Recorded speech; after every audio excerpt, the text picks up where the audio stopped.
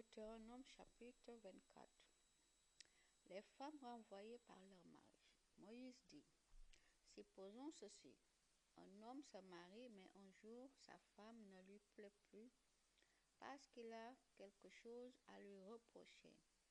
Alors il écrit une lettre de divorce, il donne ce papier à sa femme et il la renvoie de chez lui.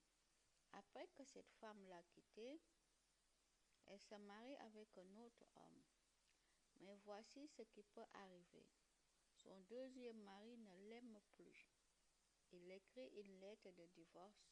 Il donne ce papier à cette femme et il la renvoie de chez lui. Ou bien encore il meurt. Dans ces deux cas, son premier mari ne peut pas reprendre pour femme celle qu'il avait renvoyée. En effet, elle est devenue impure pour lui. Ce serait une chose horrible pour le Seigneur.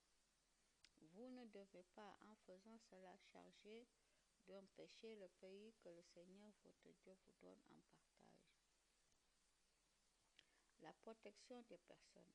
Moïse dit, un homme qui vient de se marier ne partira pas à l'armée. On ne lui demandera rien d'autre. Il pourra rester chez lui en toute liberté pendant 1 an et il rendra heureuse la femme qu'il a prise. Les objets qui prouvent une dette. Moïse dit, pour prouver la dette d'une personne, vous ne devez pas lui prendre les 2 pierres qui écrasent le blé, ni même la pierre de dessus, ce serait lui prendre ce qui lui permet de vivre. L'enlèvement d'un Israélite. Moïse dit, si l'un de vous enlève un autre Israélite, s'il le prend pour son esclave ou s'il le vend pour de l'argent, il faut faire mourir cet Israélite. De cette façon, vous ferez disparaître le mal du milieu de vous.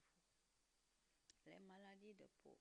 Moïse dit, faites attention aux maladies de peau. Respectez parfaitement et appliquez tout ce que les prêtres lévites vous enseigneront. Obéissez aux commandements que je leur ai donnés.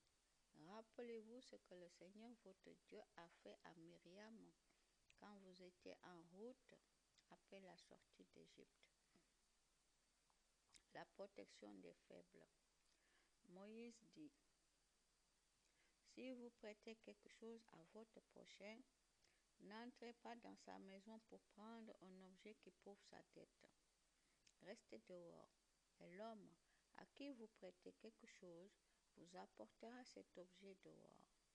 Si c'est un pauvre qui vous donne son vêtement pour prouver sa dette, vous ne garderez pas ce vêtement pendant la nuit.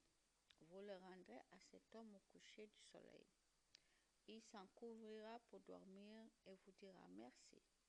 Ce sera une action qui plaît au Seigneur votre Dieu. Être juste avec les ouvriers. Moïse dit, ne profitez pas d'un ouvrier malheureux et pauvre, que ce soit un autre Israélite ou un étranger installé chez vous. Vous lui donnerez son salaire chaque jour. Payez-le avant le coucher du soleil. En effet, il est pauvre et il en a vraiment besoin. S'il vous accuse devant le Seigneur, vous serez coupable d'un péché. Chacun est responsable de ses actes. Moïse dit, on ne doit pas faire mourir les parents pour les péchés de leurs enfants. On ne doit pas faire mourir les enfants pour les péchés de leurs parents. Un être humain ne peut être mis à mort que pour ses propres péchés. Être bon pour les pauvres. Moïse dit, vous respecterez les droits d'un étranger installé chez vous ou ceux d'un orphelin. Vous ne prendrez pas le vêtement d'une veuve pour prouver sa dette.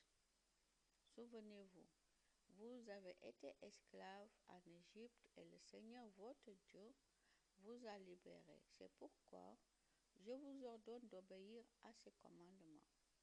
Quand vous ferez la récolte, si vous oubliez un tas d'épis dans votre champ, ne retournez pas le chercher. Laissez-le pour les étrangers installés chez vous, les orphelins et les veuves. Alors le Seigneur votre Dieu vous bénira dans tout ce que vous entreprendrez. De même, quand vous secourez vos oliviers, quand vous secouerez vos oliviers pour récolter, ne retournez pas chercher les olives oubliées. Laissez-les pour les étrangers installés chez vous, les orphelins et les veuves. Si vous récoltez votre raisin, ne retournez pas chercher les grappes oubliées. Laissez-les pour les étrangers installés chez vous, les orphelins et les veuves. Souvenez-vous, vous avez été esclaves en Égypte. C'est pourquoi je vous ordonne d'obéir à ce commandement.